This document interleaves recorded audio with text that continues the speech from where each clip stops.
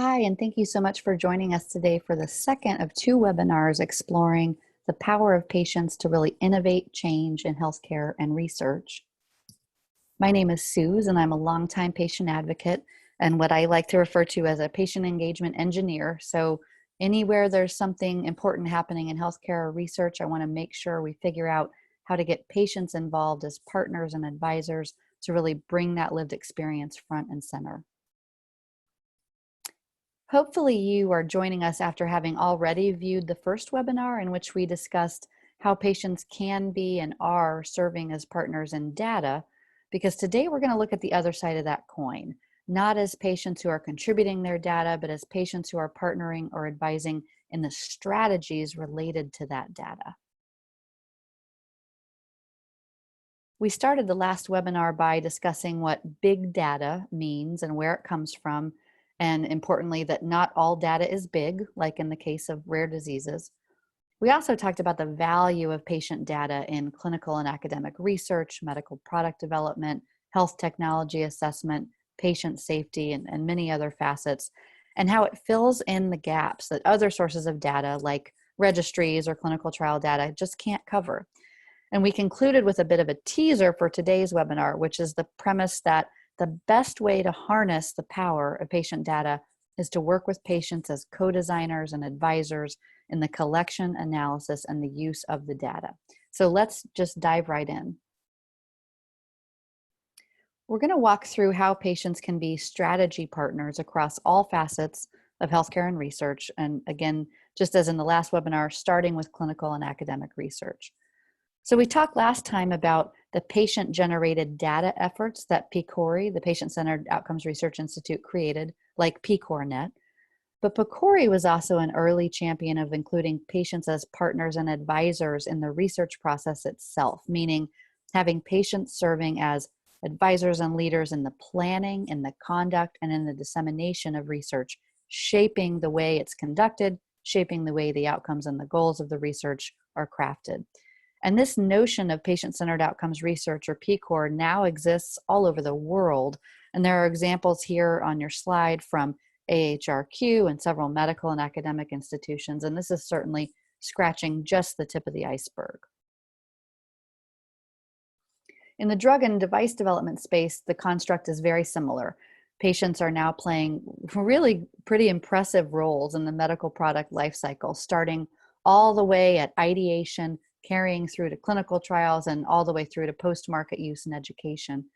And here again, the FDA has been such a champion of bringing patients into these roles, having patients serve on committees and panels that advise the FDA, but also, and this is critical, making it very clear to industry that not only is it appropriate for companies to work directly with patient partners, it is advisable. It's not just appropriate, it is advisable. In other words, don't launch into product development based on your own assumptions or guesses about what patients want or need. Talk to patients about what they want and need. And these same consortia that I mentioned in the data-focused webinar, the DIA and the PFMD, also support the work of these individual partners and advisors, repositories of guidance and best practices, all that these partnering patients can use to really improve the process. We talked last time about sort of the pitfalls in data collection in the safety and quality space, that this is an area of great possibility when it comes to collecting patient data about harm and quality. But on the patients as strategy partners side of things, there's actually much more to celebrate here. So patient and family advisory councils are having a tremendous impact on the quality and safety of care being provided in hospitals and health systems and in some medical schools. They're lending their insights to shape the curriculum and the training of new clinicians. And lastly, as we talked about last time, there's also certainly a role for patients to play in the value assessment and payment policy space. And while the US doesn't have a formal health technology assessment or HTA body, ICER, the Institute for Clinical and Economic Review, runs its analysis of the cost effectiveness of therapies and other health technologies. They've really begun to embrace the role of patients as partners in this process. They invite patient representatives in to help paint a more realistic picture of what patients experience with their conditions and in their journeys to find those right therapies. Starting back at the top, though, let's go back through our domains and the way patients serve as strategy partners in the clinical and academic research space. So the way they do this is as team members. I mean, truly parts of the team. And you have to always keep this frame of reference in mind when we're talking about patients who are partnering in research. We're not talking about the people involved in a study as the study subjects. Those are important people, and gosh, research couldn't happen without them. But we're talking about folks that are on the same side of the curtain, if you will, as the researchers and clinicians. And they can serve a variety of functions to just ensure that the research is more relevant, meaningful, successful. So listed here are just a couple examples. Co-create or revise the research question, um, design the recruitment and retention strategy, assist with data collection and data analysis. Those are huge roles for patients to play. Essentially, if it happens in research, then patient partners can help with it or lead it. So for example, even figuring out the right research question relies on the lived experience of patients. A while back, PCORI funded a study in epilepsy, aiming to figure out which of 3 different available therapies helps to lower the number of seizures to the greatest extent. That was sort of the goal.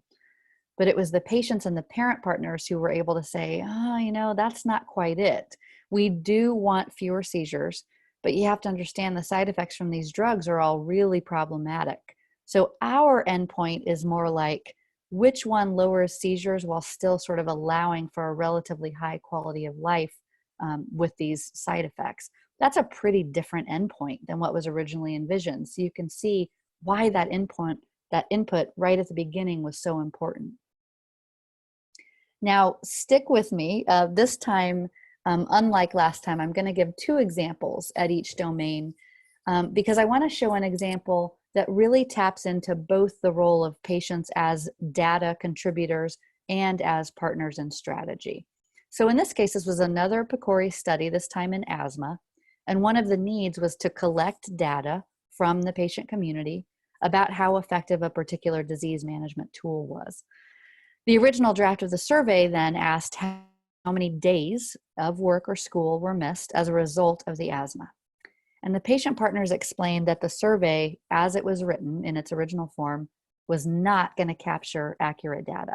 They said, look, we don't experience this disease in 8-hour chunks of time. It happens in a few hours here or a few hours there, or maybe I'm dragging at work because I was up all night in the ER with my kid. So I would see the survey and I would say, none, I don't miss any days. And that certainly doesn't capture what you're trying to capture. So patient partners have a massive role to play in collecting and analyzing data to ensure that you're actually getting the data that you think you're getting. Now, in drug and device development, the roles for patients are almost identical to those in academic and clinical research. It's just involvement from planning and ideation all the way through to post-market use. They can be involved in figuring out the right treatment targets, how to design the clinical trial, essentially anything that happens in the course of a clinical trial or product development, patients can be involved in. And just as in clinical and academic research, patient partners can help with the study protocol and shape it to be more feasible, more attractive to patients. In this case, the original protocol didn't allow use of a particular rescue drug. This was in a draft protocol for a group of patients, looking at whether this clinical trial protocol would be a bust or whether patients would actually sign up. A provision that the research and development folks at the company didn't even think would be an issue. But as it turned out, the patient said, oh, yikes, I don't know if I'd be willing to be sort of locked into a trial that said I would not be allowed to take this fairly benign rescue drug. So think of something very minor, over the counter. They thought that's sort of a safety blanket for me. And this gives me a lot of doubt about whether I would want to be in that trial. So we know so many clinical trials fail because of a lack of enrollment. Think about if you can know these issues up front and try to correct or amend them, you could save so much time and money and so much of the patient community's time and money and resource. Now here again, let's take an example that kind of combines the notion of patients as data contributors and then patients as strategy partners. And in this case, I want to focus on data analysis. I think For some reason, when people learn about patient engagement and research and drug development, data analysis is the sort of the farthest hill to climb. They can't quite wrap their heads around how patients could have a role here. But let's say you collect data about patient preferences for in-home infusions versus in-office or hospital infusions. And I know in my disease community, certainly in the pediatric dermatology community, there are treatments that require infusion. So this might ring a bell for many of you. Let's say that you collect this data and it shows that a larger proportion of patients prefer to get infusions at home. Well, now, what might the researchers conclude from that data? And importantly, what issues might they miss? So maybe they assume that home treatment is easier. But what if it was actually the case that some people have young kids or pets or roommates? What if it's not restful? Maybe there are compelling reasons to not get your treatment at home. On the other side of the coin, maybe there are researchers' assumptions that people want to receive infusions in the office or in the hospital because they're nervous about reactions and want emergency care available promptly. But what if it's more that the office is close to work, or it's a relaxing environment, and if they were at home, they'd want to be doing laundry or wiping down the kitchen counters? So I think it's so important to think about data as one part of a very important story. And right, data can tell us a great deal of information, but we've got to have that patient partner insight to help us with context, help us unearth motivation and reasoning. It's not as simple as the data looks. Now, I mentioned patient and family advisory councils in the overview slide, but they are worth speaking to again as we touch on safety and quality. They are such an important player in this space, as are patient advisors and navigators who become involved in the CMS Partnership for Patients program, which I encourage you to check out. If you think about us in the patient community, we are the single constant in our care. So we are the only ones at each visit, at each lab draw, at each x-ray. So we can bring that lived experience and firsthand insight to the quality and safety space in a way that really nobody else can do. And one example of how this has worked in the quality and safety space is in hand hygiene. Now, we are all taught to wash our hands just in normal daily life, but obviously hand washing takes on even more importance in a clinical setting like hospitals. And unfortunately, as scary as it is, in many settings, clinicians are still not washing their hands between encounters or moving from task to task, which clearly leads to an infection risk. And many of us with diseases that affect our immune system or on medicines that affect our immune system, this is a big deal. So patient and family advisory councils and other patient and family leaders with lots of experience in hospitals and clinics are in a unique position to observe whether hand washing is happening. PFACs around the country have been involved in improving hand hygiene, whether it's because they suggested that there should be more hand washing stations installed on a hospital floor, or maybe it's ensuring that hand washing happens in the patient room where you can actually see it as the patient, or even if it's sort of looking at the other side, working to make sure that patients and families themselves have access to wipes or other hand sanitizing equipment. So there have been more examples than I could possibly list where PFACs and patient leaders have actually really upped the game to improve hand washing and then reduce those risks of infection. Now here's our combination example of patients as data contributors and as strategy partners. In the quality and safety space, I want to talk about something called kernicterus. And this is a condition that at one point in the US was thought to be completely eradicated. This is brain damage that's actually from untreated newborn jaundice. So completely preventable if you catch the jaundice and treat it. But if not, this type of brain damage can result. Because of a change in medical practice, and this was a long time ago, that moved away from blood tests to a visual assessment. So when babies were born, instead of being pricked and have their blood tested to see if there was jaundice, instead it was a visual assessment to see if their skin was the appropriate color. Because of that shift, babies were developing kernicterus because jaundice was going undetected. Now, parents whose children had this condition first had to sort of fight to get that diagnosis because so many clinicians thought it didn't exist anymore. And eventually they found each other, formed a parent and patient group around kernicterus, and really wanted to work together to change practice guidelines and say, hey, why don't we use blood tests if that's a surefire way to make sure that we know that there's a bilirubin issue, that there's jaundice, instead of these visual inspections. But in order to do that, when they started down this policy path, they needed proof, meaning data. And they needed data on whether one approach was truly more effective than another. So what did they do? They worked with researchers and the broader patient community to get the data they needed to run a large comparative study to see if one mechanism truly was better than another. And through that work, through the collection of data from patients and the vision and leadership of patients as strategy partners, they were able to get that guideline changed.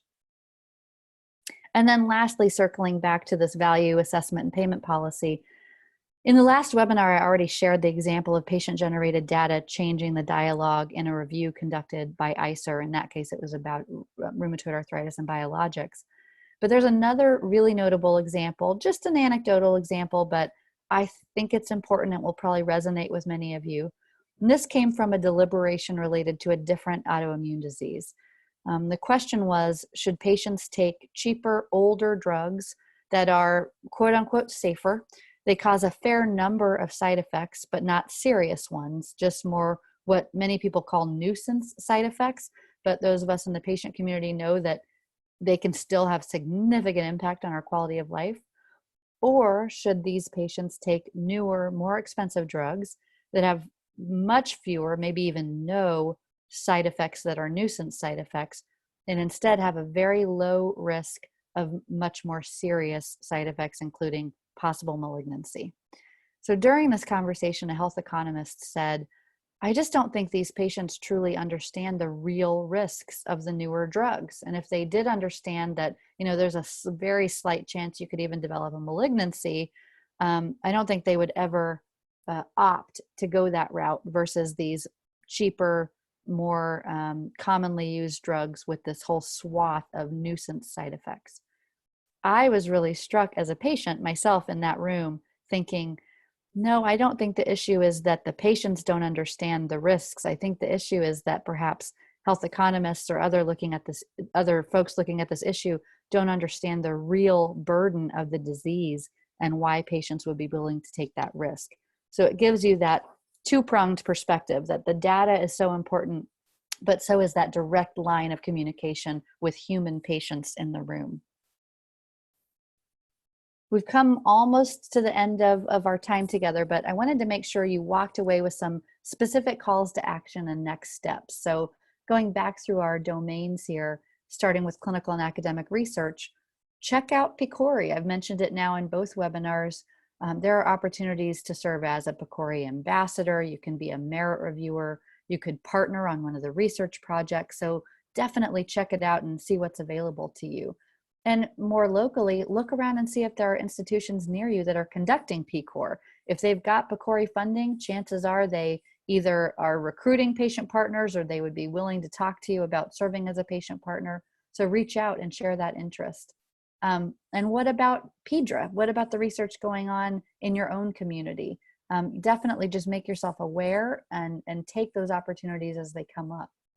Now in drug and device development, very similar to what we talked about last time, check out the FDA. Make sure you know what's going on. There's so much accessible information, accessible meetings, committees to serve on, many other roles. So just make yourself aware of what's happening in that community so that you can be able to pounce on those opportunities. Definitely also look for opportunities to learn about what's going on the industry side. So there's a couple key conferences. One is called Patients as Partners. One is called the DIA, or Drug Information Association Global Meeting. That's an annual meeting. A group called BIO, which is another trade association, has annual meetings.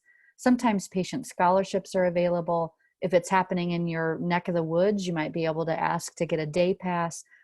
Check them out so you can learn more about what patients like you are doing in this innovative space.